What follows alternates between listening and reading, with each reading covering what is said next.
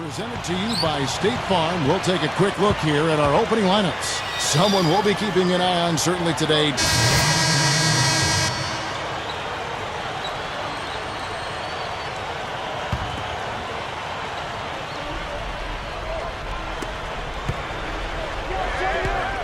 Price against Porter. Price outside. Dishes it to Babbitt. Lets it go from deep. Good. Babbitt's got his first bucket of the game, and he's on the board for 3. Well, he wasn't going to miss that. I mean, they were way too late to get to him out there. Houston ended up on the outside of the playoff group, and last year it came down to them just not being able to beat their conference counterparts. Had they done that, perhaps they would have been part of the playoffs. He got there late, but you do have to like the aggressiveness to go after the block, but that one's going to count. Lamb is checked in for Houston. And Portland with a change here, too. Dan Gadzarich, he's checked in for Leonard. And that one's good. Price.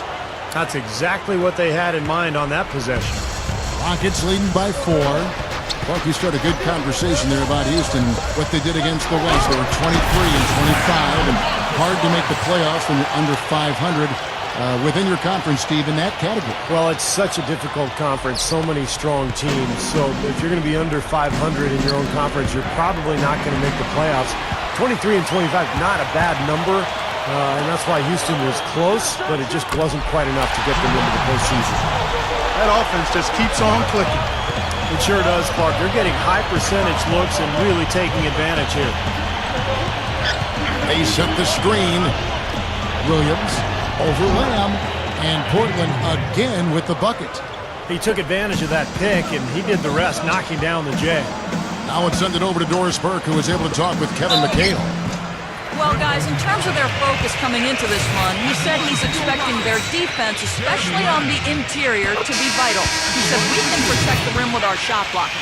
Of course, we'd prefer to keep them outside the paint, but that capability to deny finishes certainly could come in handy tonight. Kevin, we'll see if he's right. Thanks, Doris. And given the scoring talent on the floor, defensive mindedness definitely a key here, guys. Any thoughts? Well, I agree, Kevin. Playing sound defense has to be their focus. If they can win the battle at that end of the floor, I think they've got a great chance to win. Well, I agree, because if they don't do that, Steve, what happens at the other end isn't going to matter. It'll be futile. Well, you look at the Rockets head coach Kevin McHale in just his second full season as an NBA coach. Remember, he spent a couple of years as an interim coach for the Timberwolves when he was the GM. But really did a great job with that Houston club last season. This game is really going their way early. What a lead they've built up. And that's thanks to their performance offensively in large measure. I mean, they're actually scoring with ease here. Back to Williams. Shoots the 3. That's in, coming off an assist from Price. Williams has got 5 now. And you mentioned McHale's tenure with Minnesota. 13 years as the general manager of the Timberwolves. Yet, Steve, unable to really build a consistent winner around the great pick of Kevin Garnett. Well, they had it going for a while, Kevin, when they had Marbury and Garnett. But then Marbury forced his way out with a trade, and Minnesota doesn't get you on the highlight reels all that often, but you know, having your back to the basket, and that is a part of your offensive arsenal, I think is very important. Do you agree with that? Yeah, because it puts pressure on the defense. You know, there's several types of penetration in basketball, Kevin. I mean, there's obviously dribble penetration, there's shooting, but there's pass penetration. You feed the post, the entire defense has to react. So if you have a threat down there, you can really set screens, you can change your offense, you can diversify it. It becomes a lethal weapon. Kicks to Lillard. Shot from 16. The Rockets pull it in. That's not his shot there, guys. And whether you play D on him or not, he's usually going to miss that one. Johnson, the pass to Porter. Well, one nice part of living in the information age, guys, is that you get a chance to easier test assumptions. And we've always thought that veteran experience was a huge key in the playoffs, and I still think that's a factor. But a recent study said that young teams aren't at as big a disadvantage. It's more about team continuity and chemistry. That's where the big advantage is. Forbes on target from 13 feet. Forbes has got 8 here in the quarter. Finally getting into rhythm here in the game after that cold first half. Now, here's Lillard, guarded by Porter.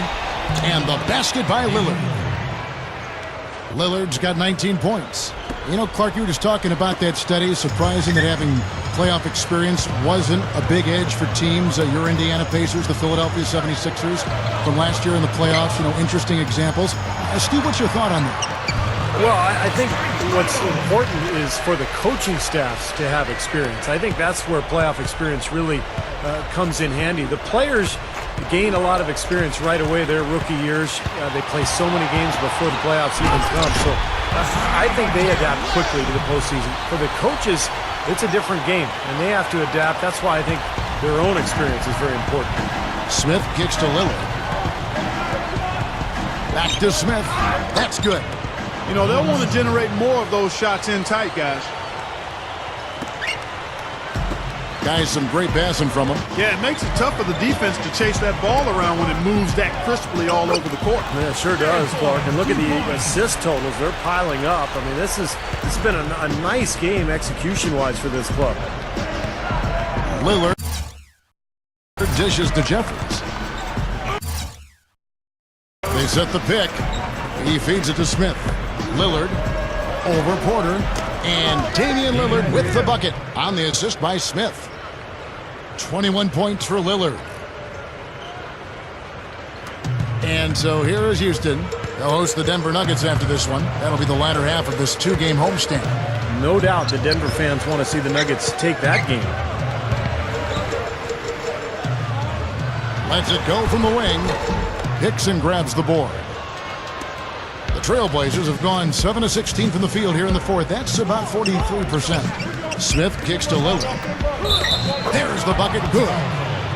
Lillard's got 8 points here in this quarter. You know, he got one step ahead of the defense on that one. Excellent job. Tony Douglas is checked in for Lamb. You know, he might not have been the most recognized face in college basketball, but don't be fooled. Damian Lillard knows how to slither his way into the lane and get points. He led the nation in scoring for a reason. This guy can really play.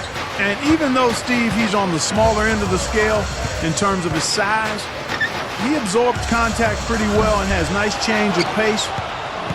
He's going to surprise some people with how productive he is. Here's Williams. Can't get it to go. So Houston will take it the other way. There's the pass to Morris. The second chance effort. Porter, no luck. Well, those chances are almost always 2 points for him. I guess the defense did what it had to do to bother him. The Rockets shooting 57% in this fourth quarter.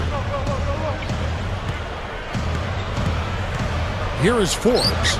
Shoots over Lillard.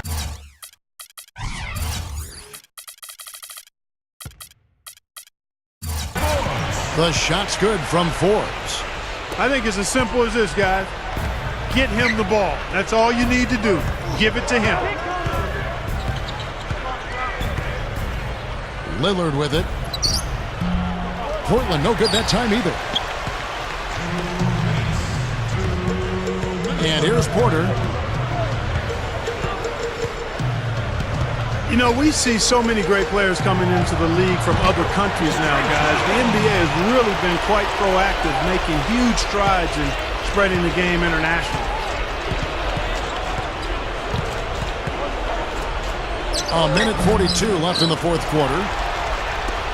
Steve, they are in complete control. Well, everything they're doing, Kevin, has been working out. I mean, the game plan was solid, and they are executing out there. He kicks to Forbes. Feeds it to Morris. Not really his range, and it's off target. Going back to what Clark was just talking about, it's a great topic, Clark, in the game of basketball. It's quickly becoming the most popular spectator sport, and of all places. So we see the Rockets taking the win here. Some days, Clark, everything goes right for a team, and they just had one of those games.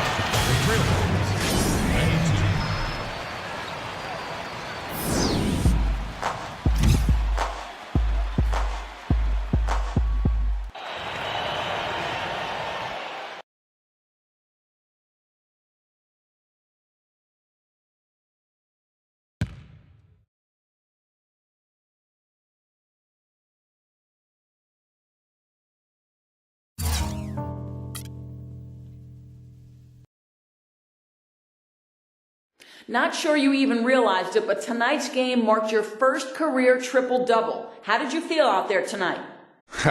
I felt great. I was all over the place, it seemed like, crashing the boards, getting involved in the offense. It's the kind of game I love to play. I didn't even know I had a triple-double until now, but it makes sense when I think about it. Hopefully this won't be a one-time thing, you know? I'd love to see if I can get out there and play this way again next time.